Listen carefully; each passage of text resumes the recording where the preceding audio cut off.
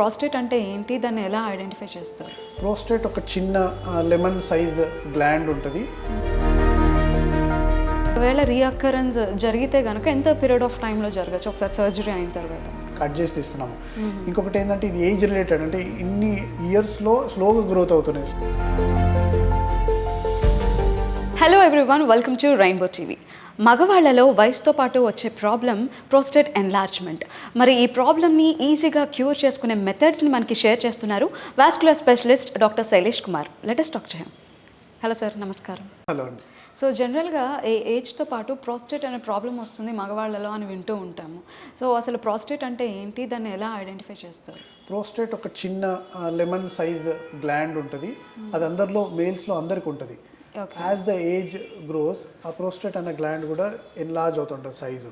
So ఇది ఎగ్జాక్ట్గా మనం యూరిన్ పోయే బ్యాగ్, యూరినరీ బ్లాడర్ అంటాం కదా, యూరిన్ బ్యాగ్ కిందనే ఉంటుంది. యూరిన్ పైప్లో సరౌండింగ్ యూరిన్ పైప్లో మగవాళ్ళలో మేల్స్లో ఎట్లా మన ఏజ్ అవుతుందో వయసు తోటి ఈ గ్లాండ్ కూడా స్వెల్ అవుతూ ఉంటుంది. ఎన్లార్జ్మెంట్ అంటాం దానికి benign prostate hypertrophy or BPH or prostate hyperplasia అంటాం టర్మినాలజీ. ఎందుకంటే ఇది క్యాన్సర్ స్వెల్లింగ్ కాదు, జస్ట్ ఏజ్ రిలేటెడ్ చేంజెస్ ప్రోస్టేట్లో వచ్చినందుకు ఆ వాపు వస్తుంది, అందులో స్వెల్లింగ్ ఉంటుంది. అది కొందరిలో ఎక్కువ రావచ్చు, కొందరిలో తక్కువ అవ్వచ్చు. మైల్డ్ ఉంటే చాలా పేషెంట్లకు సిమ్టమ్స్ కూడా ఉండకపోవచ్చు, వాళ్ళకి ఐడెంటిఫై కూడా ఉండకపోవచ్చు వాళ్ళకి ప్రోస్టేట్ ఉందని. కానీ అది సిమ్టమ్స్ బయటతుంటేనే వాళ్ళ డాక్టర్ దగ్గర వెళ్ళి ఐడెంటిఫై చేసుకొని ప్రోస్టేట్ ఉందండి మీకు, మైల్డ్ కానీ మోడరేట్ కానీ అట్లా బయటపడుతుంది. సో ఆ చిన్న గ్లాండ్ యూరిన్ బ్యాగ్ కింద స్వెల్లింగ్ వల్ల దాన్ని మనం ప్రోస్టేట్ హైపర్ట్రాఫిక్ అని ఎల్డర్స్లో అంటాము.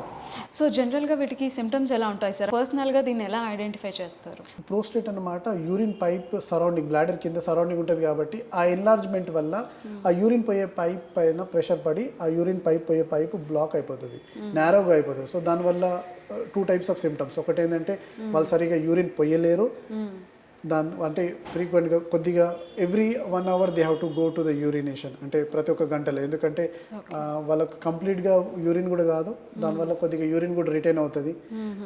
మళ్ళీ ఫ్రీక్వెంట్గా కూడా వెళ్ళే అవసరం పడుతుంది. కంప్లీట్గా యూరిన్ స్ట్రీమ్ అన్న మాట కూడా వాళ్ళకు వెళ్ళదు. కాళ్ళ కాడ పడిపోవడం కానీ, కొద్దిగా డ్రిబ్లింగ్గా యూరిన్ అవ్వడం, ఇలాంటి వైడింగ్ సిమ్టమ్స్, డిఫరెంట్ వైడింగ్ సిమ్టమ్స్ ఉండొచ్చు.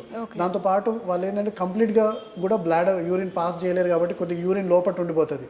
లోపల ఉండిపోయినందుకు యూరిన్ వల్ల రిపీటెడ్గా ఇన్ఫెక్షన్స్ కానీ అలా డెవలప్ అవుతుంది, యూరినరీ ట్రాక్ ఇన్ఫెక్షన్స్. సో ఇలా 2 different గ్రూప్ ఆఫ్ సిమ్టమ్స్ ఉంటాయి. కొందరికి కొన్ని ఉండొచ్చు, డిపెండింగ్ అపాన్ వాళ్ళ సివియారిటీ, ఆ ప్రోస్టేట్ ఎన్లార్జ్మెంట్ సివియారిటీ పట్టుకొని వాళ్ళకి సిమ్టమ్స్ ఉంటాయి.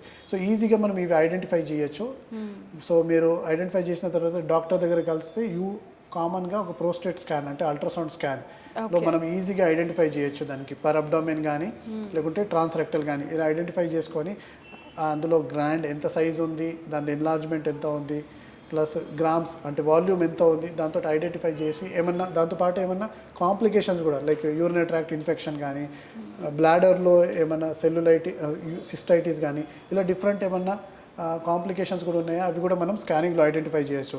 ఇందులో కూడా స్కానింగ్ తర్వాత gradings, mild, grade, moderate, severe, depending upon the size of the prostate మనం దీన్ని ఐడెంటిఫై చేస్తాం. మైల్డ్ అంటే grade 1 అంటే మైల్డ్ ప్రోస్టేట్, grade 2 అంటే మోడరేట్, grade 3 అంటే సివియర్ ప్రోస్టేట్. డిపెండింగ్ అపాన్ గ్రేడ్లో కూడా పేషెంట్స్ కూడా డిఫరెంట్ సిమ్టమ్స్ ఉండొచ్చు, ఉండకపోవచ్చు. ఓకే. సో మీ దగ్గరకు వచ్చే పేషెంట్స్లో లైక్ ఫస్టే సిమ్టమ్స్ ఉన్న నెగ్లెక్ట్ చేస్తూ వచ్చే వాళ్ళు ఉంటారా?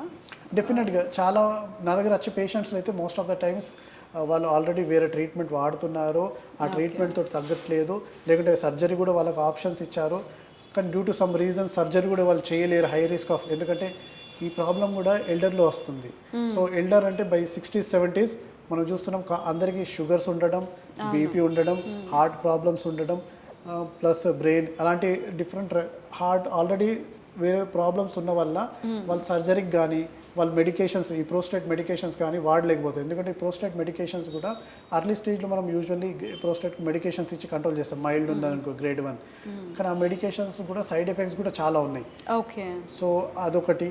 దాంతోపాటు సర్జరీకి వెళ్దామంటే ఇలాంటి ఈ ఎల్డర్లీ పాపులేషన్లో రిస్క్ ఫ్యాక్టర్స్ ఎక్కువ ఉన్నాయి. So anaesthesia risk plus surgery risk తోటి కూడా కొందరు ఆ సర్జరీకి వెళ్ళలేదు. సో లైఫ్ లాంగ్ అలాంటి కొందరైతే నా దగ్గర వచ్చిన పేషెంట్స్ అయితే యూరిన్ పైప్ వేసుకొని ఆ పైప్ తోటే తిరుగుతూ ఉంటారు పాపం, ఎల్డర్లీ పేషెంట్ ఏం చేయలేక. సో అలాంటి పేషెంట్స్ కూడా వస్తూ ఉంటారు. మోస్ట్ ఆఫ్ ద టైమ్స్ వాళ్ళు ఆల్రెడీ ఏదో ట్రీట్మెంట్ వాడుకొని ఆ ట్రీట్మెంట్ చేయక లేకపోతే సర్జరీ రికమెండ్ చేసి సర్జరీ చేసుకోలేని వాళ్ళు నా దగ్గరికి కామన్గా వస్తుంటారు. ఓకే. సో అదర్ ప్రాబ్లమ్స్ ఉన్నా కూడా దీన్ని క్యూర్ చేయవచ్చు అంటారా? మన దగ్గర మనము ప్రోస్టేట్ ఎంబోలైజేషన్ అనే ట్రీట్మెంట్ ఇస్తున్నాము. ఇది ఒకటి న్యూ అడ్వాన్స్ టెక్నాలజీ. సో ఇందులో ఏంటంటే ప్రతి ఒక్క ఆర్గానిక్ బాడీలో కిడ్నీ కానీ గ్లాండ్ కానీ యూట్రస్లో గడ్డలు కానీ ఇవన్నీ బ్లడ్ సప్లై తోటి గ్రోత్ అవుతుంది. బ్లడ్ సప్లై లేనప్పుడు ఆ గడ్డ కానీ ఆ అవయవం కానీ ష్రింక్ అవుతుంది. సో అదే టెక్నాలజీ అదే ప్రిన్సిపల్ని మనం ఇక్కడ వాడి ప్రోస్టేట్ బ్లడ్ సప్లై మనం ఐడెంటిఫై చేసి ప్రోస్టేట్ని మనం బ్లడ్ సప్లైని కట్ ఆఫ్ చేస్తే ఆటోమేటిక్గా బ్లడ్ సప్లై లేనప్పుడు ఆ ప్రోస్టేట్ గ్లాండ్ అనమాట ష్రింక్ అయిపోతుంది. సో ఇప్పుడు ప్రాబ్లం ఇక్కడ ఏంటంటే ఎల్డర్లో ఈ గ్లాండ్ సైజ్ పెరిగినందుకు ఆ సైజ్ వల్ల ఆ యూరిన్ పైప్ ప్రెషర్ పడ్డందుకు ఇలాంటి సిమ్టమ్స్ స్టార్ట్ అవుతున్నాయి. సో మనం దాన్ని ఎంబోలైజ్ చేసినప్పుడు ఆటోమేటిక్గా గ్లాండ్ ష్రింక్ అయిపోతుంది, ఆ యూరిన్ పైప్ పైన ప్రెషర్ ఉన్న మాట తగ్గిపోతుంది, వాళ్ళకి ఇలా సిమ్టమ్స్ తోటి రిలీఫ్ వచ్చేస్తుంది. సో ఇది బేసిక్ ప్రిన్సిపల్ ఈ ఎంబోలైజ్ ట్రీట్మెంట్ పైన. ఇంకొకటి ఏంటంటే ఈ ట్రీట్మెంట్ చేసింది మనం లోకల్ అనస్థిషియల్ అని చేస్తాం, ఇక్కడ అనస్థిషియా ఇవ్వము, జనరల్ అనస్థిషియా. సో అలాంటి సైడ్ ఎఫెక్ట్స్ ఉండవు. సో ఇది హై రిస్క్ ఉన్న పేషెంట్లో కూడా మనం ఈ ప్రొసీజర్ చేయొచ్చు. సర్జరీ ఎక్కడ అవాయిడ్ చేస్తామో అనస్థిషియా ఇవ్వలేము వాళ్ళ పేషెంట్స్లో కూడా మనం ఇవి చేయొచ్చు.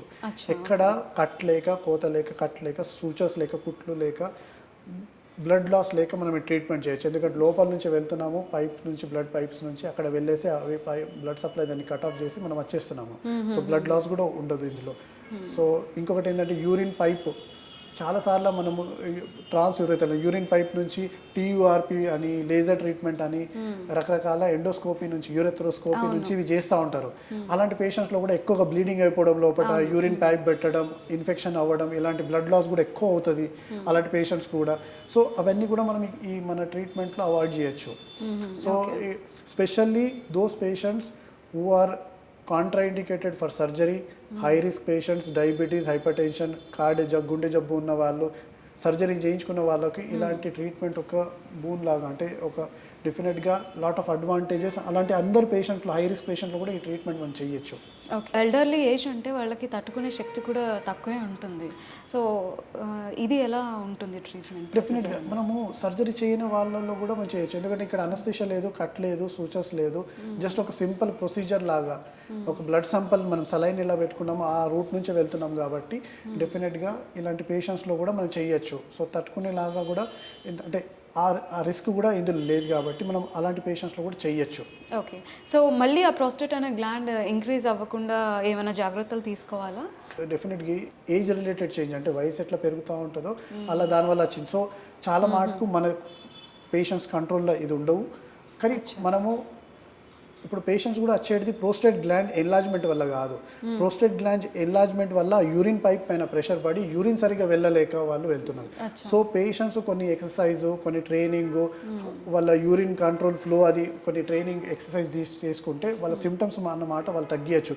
Specially in the mild stage, అంటే grade 1 ప్రోస్టేట్లో. కానీ డెఫినెట్గా grade 2, grade 3 ఎక్కువగా సైజ్ అయిపోయిన తర్వాత ఈ ఎక్సర్సైజ్లు, మెడికేషన్స్ అన్నమాట కొన్ని చాలాసార్లు పనిచేయవు. అలా డిలే చేసుకుంటేనే చాలాసార్లు patients will end up in complications. అంటే మెడికేషన్స్ వాడుకుంటా, రకరకాల ఎక్సర్సైజ్ ప్రయోగాలు చేసుకుంటా, దాంతో ఏంటంటే ఒకటైతే గ్లాండ్ ఇంక్రీజ్ అవుతుంది, they are losing the time. ఈ టైంలో కాంప్లికేషన్స్, రిస్క్, ఇన్ఫెక్షన్స్ అయ్యే ఛాన్స్ కూడా ఎక్కువ ఉంటుంది. సో ఒకవేళ మీరు చెప్పినట్టుగా ఏజ్ రిలేటెడ్ కాబట్టి అది పేషెంట్ చేతిలో ఉండదు. సో ఒకవేళ రీఅక్కరెన్స్ జరిగితే కనుక ఎంత పీరియడ్ ఆఫ్ టైంలో జరగచ్చు ఒకసారి సర్జరీ అయిన తర్వాత? యూజువల్లీ సర్జరీ కానీ ఎంబోలైజేషన్ కానీ ఇది పర్మనెంట్ ట్రీట్మెంట్ అంటే గ్లాండ్ అన్నమాట మనం కట్ చేసి తీస్తున్నాము. ఇంకొకటి ఏంటంటే ఇది ఏజ్ రిలేటెడ్, అంటే ఇన్ని ఇయర్స్లో స్లోగా గ్రోత్ అవుతున్నాయి. సో మళ్ళీ ప్రోస్టేట్ రీగ్రోత్ అవ్వడానికి కూడా చాలా ఛాన్స్ తక్కువ ఉంది. అన్లెస్ అంటే సర్జరీలో వాళ్ళకి సరిగా కట్ తీయక ఏదో కొద్దిగా కట్ చేశారనుకోండి, అలాంటివి ఉంటే రీగ్రోత్ అయ్యే అంటే ఫాస్ట్గా, అంటే ఆల్రెడీ వాళ్ళు తీయలేదు కాబట్టి సిమ్టమ్స్ అలానే ఉండొచ్చు, లేకుంటే కొన్ని రోజుల్లో మళ్ళీ ఇమీడియట్గా 6 months 1 yearలో రికవర్ వచ్చు.